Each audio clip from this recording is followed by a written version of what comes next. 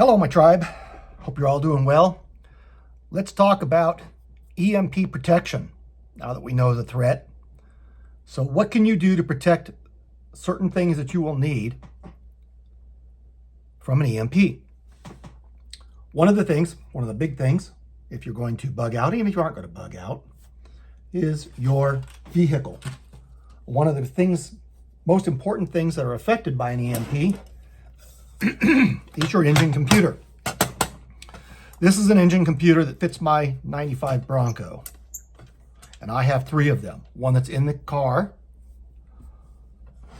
vehicle, this one, and another one that's already wrapped up in aluminum. Put it in a box, wrap it in aluminum. Wrap this in aluminum, and then I put it inside a metal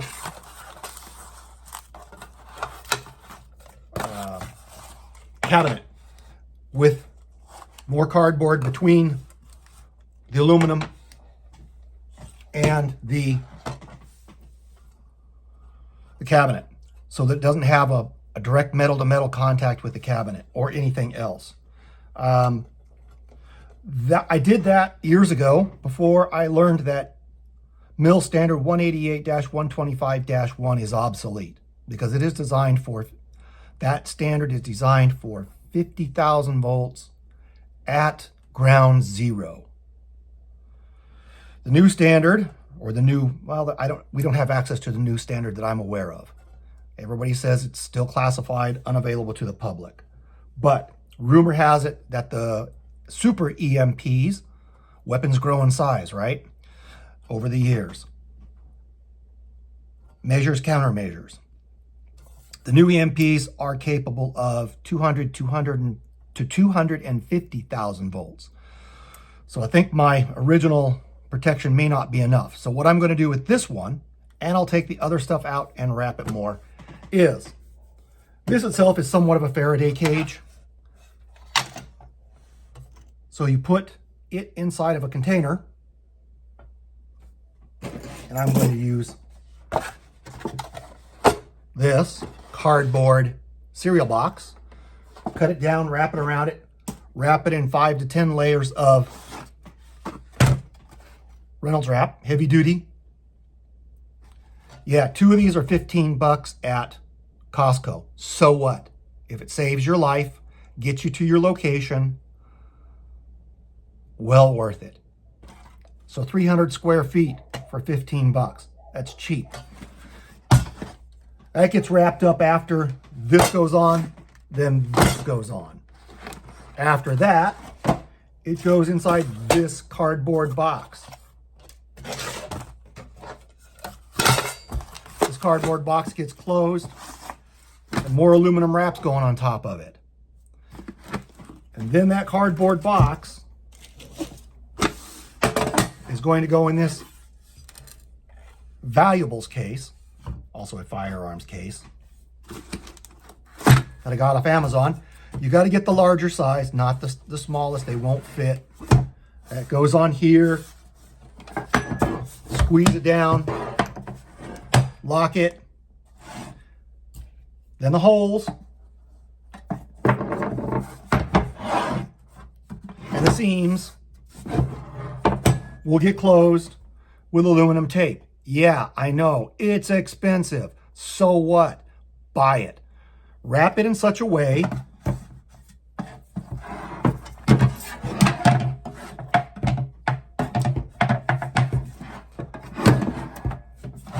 that all the seams are covered and they all intersect each other.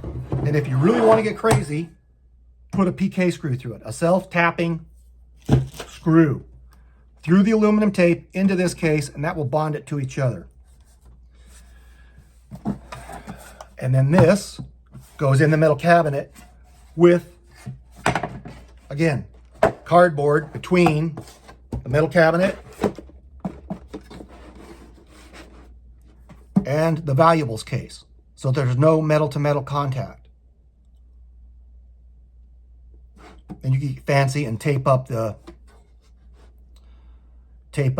metal cabinet. with aluminum foil.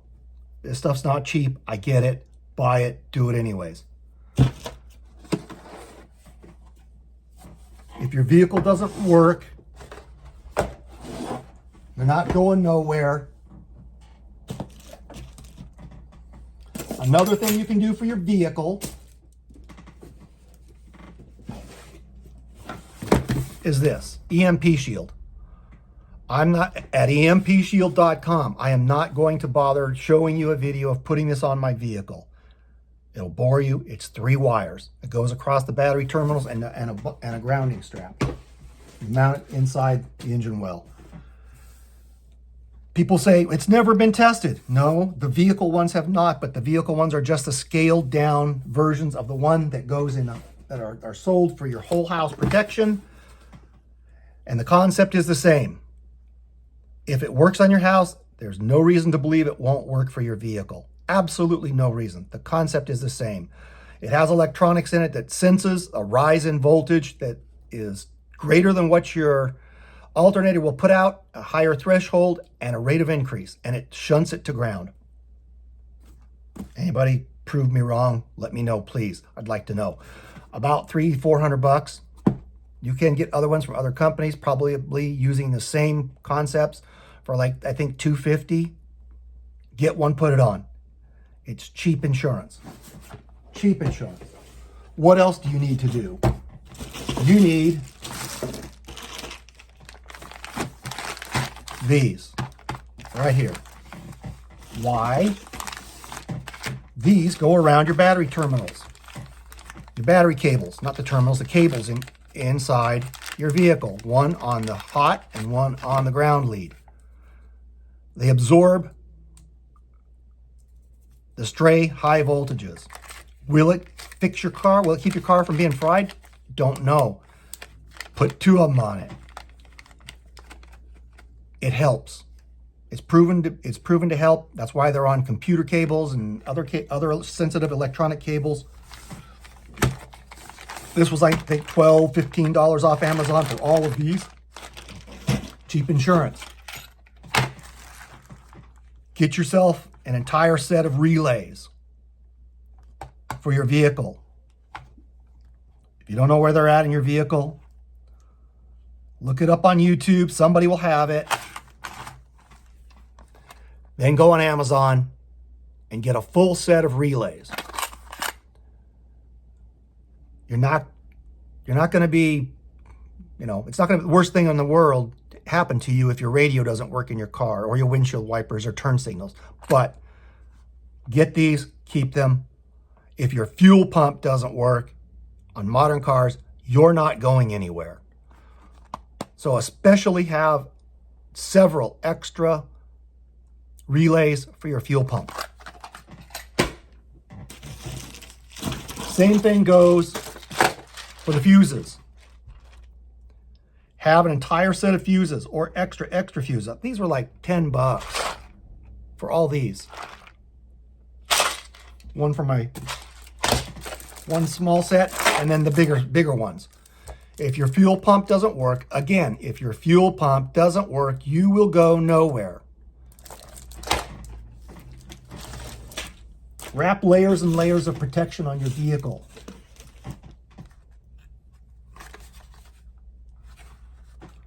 There's 2 large diodes in my Ford. I bought new ones for it. They don't work, your vehicle don't work. So that's what you can do for your vehicle. You also need, if you got one of these, this is a dumb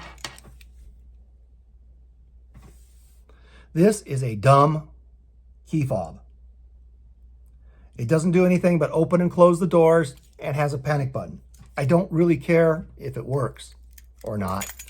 That gets me in the door. That gets the vehicle started. That's what I care about after an EMP is hit. If your vehicle is a newer vehicle and you have one of these, which is a smart key fob, and your vehicle will not operate without this being in the general vicinity of your vehicle, or i.e. inside your vehicle, you need to do something about that. What do you think you need to do? Maybe you need to wrap it a whole bunch of times in aluminum. And then wrap it in some cardboard. And then put it inside a metal box. And then wrap the metal box in aluminum tape to seal it. And then put that inside more cardboard. And then wrap that in more aluminum. Seal it with aluminum tape. Put it inside and more cardboard. Put it inside your metal cabinet. If this doesn't work, you will go nowhere.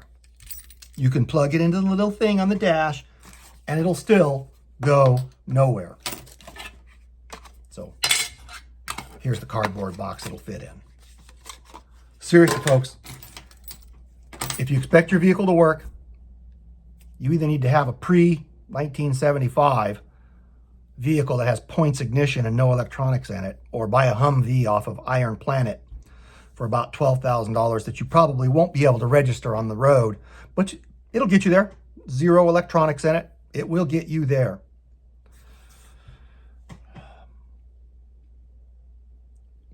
Getting a pre-1975 vehicle is not a bad idea. Get a pre-1975 motorcycle if you're on your own. Getting a Humvee will work. It's big, takes up a lot of space, and you probably won't be driving on the road again because they won't register them. California won't. I think Montana might. I'm not sure. There's 1 or 2 states that will. But if you're in California, I don't know. I don't think they'll register a true military Humvee off of Iron Planet. But get busy. I would say at the absolute, if you only do one thing, get yourself one of these for each of the vehicles you expect to use after an EMP has hit. I firmly believe the EMP is coming. I firmly believe that. I also know that a coronal mass ejection is just a matter of time. It won't couple with the electronics in your car, so your car should be okay, but there'll be no gas stations pumping gas and no refineries refining gas, so what will it really matter after a very short period of time on that? Anyway, get busy, folks. Time is short. Time is very short.